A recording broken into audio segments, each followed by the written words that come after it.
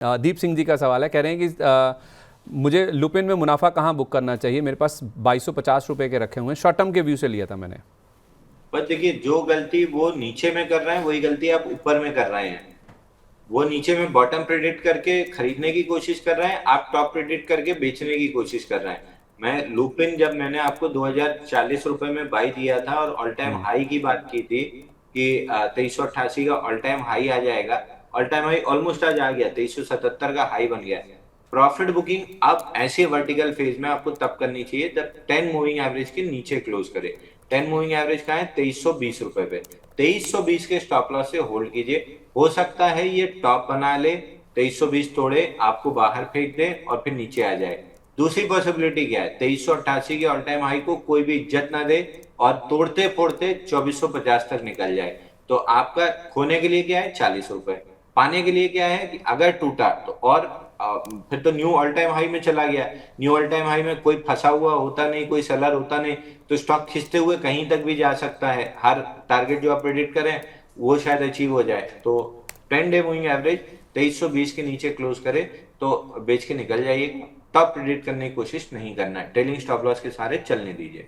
मतलब चलते चलिए, स्टॉप लॉस को ट्रेल करते चलिए, जल्दबाजी ना करें बेचने की। बिल्कुल नहीं सर। सबसे ज्यादा लॉस जो होता है वो दो चीज में होता है, एक बॉटम प्रेडिक्ट करने में, एक टॉप प्रेडिक्ट करने में। ये आदत जिस दिन छोड़ देंगे और बीच का 60% खाने की कोशिश करेंगे, आप लंबा पैसा कमाएंगे।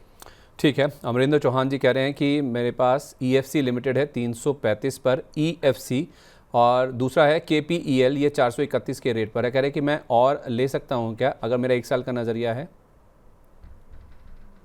पीएफसी बोला ना सर ने, पावर फाइनेंस। EFC लिखा है इन्होंने, मैं 1 मिनट चेक भी कर लेता हूँ। E F EFC, C I L है। EFC 218 रुपए है। I think. अब EFC के नाम पे तो सर, अच्छा ये NYSE का खुल गया ये तो। E F EFC, C I L करके है, NSE पे 218 रुपए आईपीओ तो का फिर वही स्टॉक होगा है। सर, इन्होंने 335 पर लिया है। खराब लग रहा है सर, एक बाउंस बैक जरूर दे सकता है 240 रुपए, बट खराब लग रहा है। और KPEL, केपीएल में अगर इन्वेस्टर हैं तो एक हायर लो का वेट कर लीजिए। अगर ट्रेडर हैं तो एक स्कैल्पिंग लॉन्ग आपको 320 तक का मिल रहा है, तो 320 तक का स्कैल्पिंग लॉन्ग करना कर सकते हैं। बट ये इन्वेस्टमेंट ग्रेड का स्टॉक है, एक हायर लो और माल भरना स्टार्ट कर देना चाहिए, ऑल टाइम हाई की जर्नी स्टार्ट हो जाएगी। ठीक है, ओके। मतलब ये लंबी गेम वाला, लंबी रेस वाला घोड़ा है ये। मंथली मंथली पे हैमर बन रहा है सर, मंथली पे और कितने 15 दिन बचे हैं। अगर ये इसी तरीके से चलता रहा और हैमर बना तो ये 3 साल में आपको बहुत लंबा पैसा देने वाला है। ठीक है, एक आखिरी सवाल और ले रहा हूँ सर, बस ये है फैक्ट को लेकर। तरुण सागर जी का सवाल है, ये कह रहे हैं कि फैक्ट मेरे पास 981 रुपये पर है और उज्जीवन स्मॉल फाइनेंस बैंक 62 पे है। एंट्री प्राइस आने पर एग्जिट कर लूँ या फिर कब तक होल्ड करूँ? इसमें लॉन्ग टर्म का व्यू है। उज्जीवन में अगर आपके पास 2-3 साल का समय नहीं है तो एग्जिट कर लीजिए। 2-3 साल का समय है तो 5150 के स्टॉप लॉस से होल्ड कीजिए। आपको करीब करीब 100 रुपए के आसपास, 90 से 100 का टारगेट मिलेगा, बट इसमें 2 से 3 साल लगेगा। 318 हफ्ते का पैटर्न बना है। आधा समय भी पकड़े तो 150 हफ्ता लगेगा। 150 हफ्ते का मतलब हो गया 3 साल। तो उससे कम समय है तो उज्जीवन बिल्कुल भी नहीं छेड़ना है। और फैक्ट, आप 50% रिट्रेसमेंट, 188 दिन में 40% गिरा था। 50% रिट्रेसमेंट 860 हो चुका है। 860 के बाद ये 924 रुपए तक जा सकता है, तो 860 के आसपास टिक तो रहा है। इवेंचुअली ब्रेकआउट लेके 924 रुपए तक जा सकता है। उसके ऊपर 924 आने दीजिए, फिर डिस्कस करेंगे अगला टारगेट। ठीक है, विमता लैब्स और हाईटेक पाइप्स भी बता दीजिए सर। हाईटेक पाइप्स मुझे पता नहीं आप बोल पाएंगे नहीं बोल पाएंगे। प्रशांत जी का सवाल है, विमता लैब्स 451, हाईटेक पाइप्स 8380। तो मैं हाईटेक पाइप अवॉइड कर दूंगा क्योंकि मंथली पे आउटसाइड, मंथली पे पियर्सिंग लाइन पैटर्न बना है। और जो 8 महीने का बॉक्स था वो ब्रेकडाउन आया था जनवरी में, और वही लेवल 84 का रिक्लेम हो गया फरवरी में। अभी करंट मंथ इनसाइड बार है। अगर ये पैटर्न इसी तरीके से 1-2 महीने डेवलप हुआ तो मैं खुद ही खरीदने के मूड में रखूंगा, तो मैं इस पे कोई बातचीत नहीं करूंगा हाईटेक पे। बट विम्टा लैब बहुत बेहतरीन स्ट्रक्चर लग रहा है, गैप के साथ 2 दिन पहले ब्रेकआउट दिया है। 50 डे मूविंग एवरेज 499 इमीडिएट आते हुए दिख रहा है। 499 निकलता है तो हायर लो कंफर्म हो जाएगा और स्टॉक में फिर धीरे धीरे मूविंग एवरेज भी पलटने लगेंगे।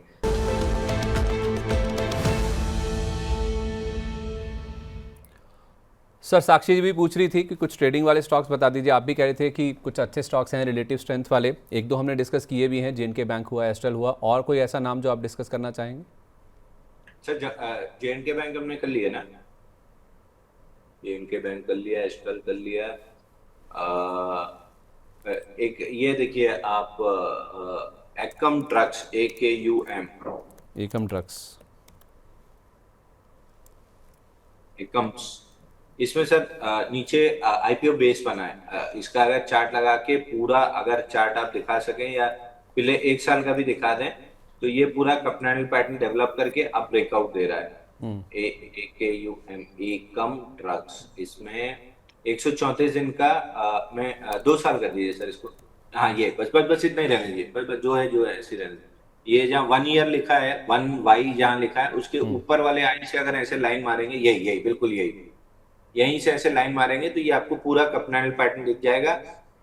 ब्रेकआउट बना है, 565 तक ये स्टॉक जा सकता है, तो इस स्टॉक को आपको ध्यान में रखना चाहिए। कितना जा रहा है, कितना जा सकता है सर? 500? 565 तक का आपको टारगेट बहुत आराम से इसका ये टारगेट मिल सकता है। रिवर्सल स्ट्रक्चर बन रहा है डेली और वीकली पे, तो ये स्टॉक बहुत बेहतरीन लग रहा है। स्टॉप लॉस क्या होगा?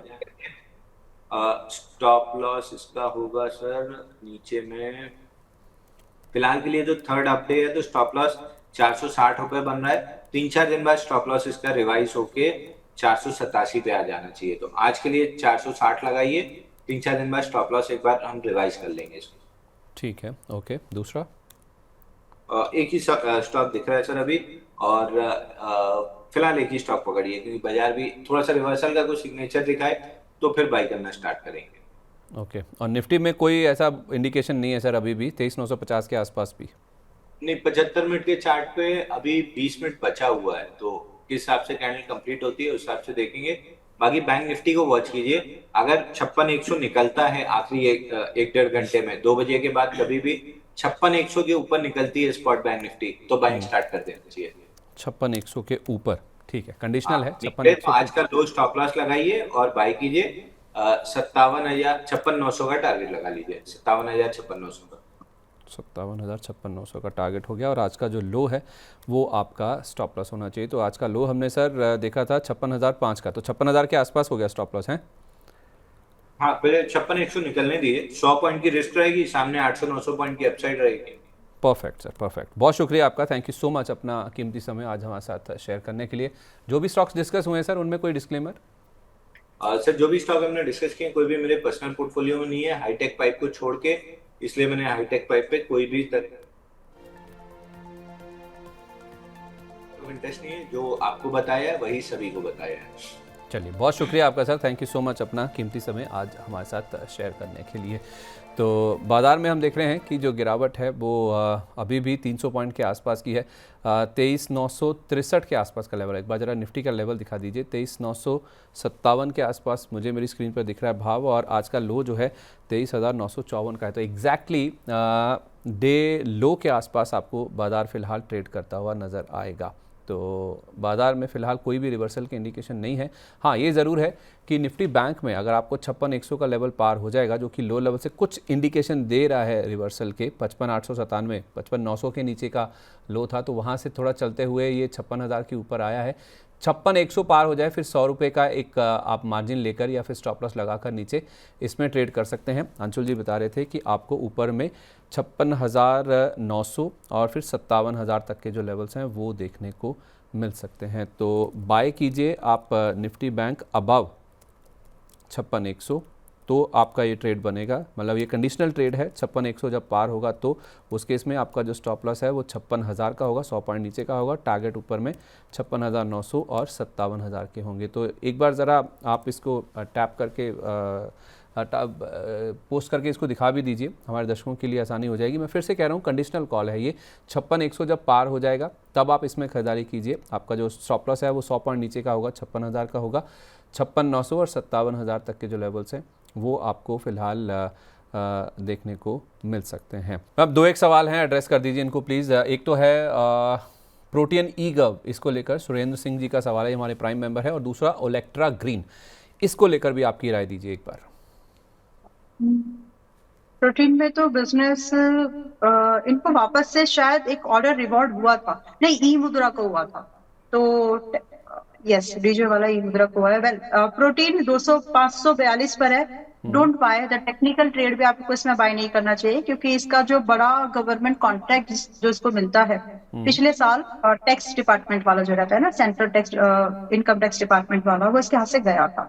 ठीक है, हालांकि एक ऑर्डर और रिवॉर्ड हुआ था इन बिटवीन इसको, लेकिन प्रॉफिट दिस वो वाला शायद मैंने, जो भी है, बट अभी मैं इसको अवॉइड लिस्ट पे ही रख रही हूँ। 542 पर है, डोंट बाय डोंट ऐड, जैसा है अगर आपके पास में तो आप चाहे तो average breakout no pull back के लिए आप चाहे तो वेट थोड़ा बहुत कर सकते हैं, 600 से 650 जाएगा, but this is not something I could say कि आज बाय कर लो या फिर ऐड कर, वो वाला ठीक है। कन्विक्शन इससे नहीं है मुझे। ओलेक्ट्रा, ओलेक्ट्रा ग्रीन एक बार को आप जरूर देख सकते हैं, Olectra Greentech, but yes think आप इसमें इन्वेस्टमेंट के तौर पर ही देखना, ट्रेडिंग से बचना, क्योंकि वॉलेटाइल भी है और बहुत बड़ी रेंज में ट्रेड करता है। इंडस्ट्री ठीक है, बस आपको एक स्ट्रिक्ट स्टॉप लॉस लगाने की सलाह जरूर दूंगी, और अगर वो टूट जाए वो स्टॉप लॉस तो छोड़ दीजिएगा, अगर वो भाव आपका नीचे की तरफ जा रहा है, बिकॉज अगर वहां से ये ब्रीच हो रहा है इसका मतलब है कि ये और गिरावट को कंटिन्यू करेगा up to 700 and maybe 670 ऑल्सो। तो अभी के लिए यहाँ पर 911 पर है, वन शुड अटेम्प्ट, एक बार अटेम्प्ट बनता है, जिसमें कि स्ट्रिक्ट स्टॉप लॉस यहाँ पर थोड़ा सा बड़ा ही है, 10% का लॉस रहेगा, फिर भी एनीवेज 830 रुपए का स्टॉप लॉस मेंटेन करें, और पॉसिबली टारगेट जो आप देखेंगे 1000, लगभग 1000 से 1150, यानी 1050 और 1150 के भाव आपको दिख सकते हैं। स्टॉप लॉस स्ट्रिक्टली मेंटेन करना, दोबारा इसलिए रिपीट कर रही हूँ ताकि आप गलती ना करें। ठीक है। इसमें मैं भी ना एक डिस्क्लेमर देना चाहता हूँ, ये उसी ग्रुप की कंपनी है, इनका स्वामित्व तो उसी ग्रुप के पास है जिस ग्रुप के माध्यम से आप ये चैनल देख रहे हैं, यानी कि मनी 9 का TV9 डिजिटल जो है उसी ग्रुप की कंपनी है जिसमें ओलेक्ट्रा ग्रीन टेक भी ऑपरेट करती है। तो ये हमारी तरफ से भी एक डिस्क्लेमर है। एक आखिरी सवाल मैम एड्रेस कर दीजिए, नितेश सारंगी जी का, ये हमारे प्राइम मेंबर ही हैं, कह रहे हैं कि एक तो ATGL इसमें तो अब सर्किट ही लग गया 20% का, 617 रुपये पर इन्होंने खरीदा हुआ है, इनके भाव से अभी भी नीचे है, तो बता दीजिएगा कि इनका भाव आ जाएगा। और दूसरा ये फर्स्ट क्राई लेकर बैठे हुए हैं 232 पर, और जमुना ऑटो 124 रुपये पर, होल्ड करें या फिर एग्जिट करें? तो ETGL तो आज सुबह आप लोगों को ट्रेड मिला था, अगर आप सुबह शो देखते हैं जहां मैं थी, तो ETGL आप लोगों को वाज 517 के पास में मिला था, if I am not wrong, नहीं 535, सॉरी 535 के पास में मिला था, और सर्किट लगेगा ये बोला था, एंड थैंक गॉड इट लग गया। तो फिलहाल आपका भाव जो है 600 वगैरह आ जाएगा, होल्ड करना पोजीशन को। स्टॉक बहुत ही वॉलेटाइल है, लेकिन हाई बीटा हाई अल्फा के साथ चलता है ये, और स्टेबिलिटी आपको दिख जाएगी, because this is the time जहां पर बॉटम बना हुआ है ऐसा लगता है।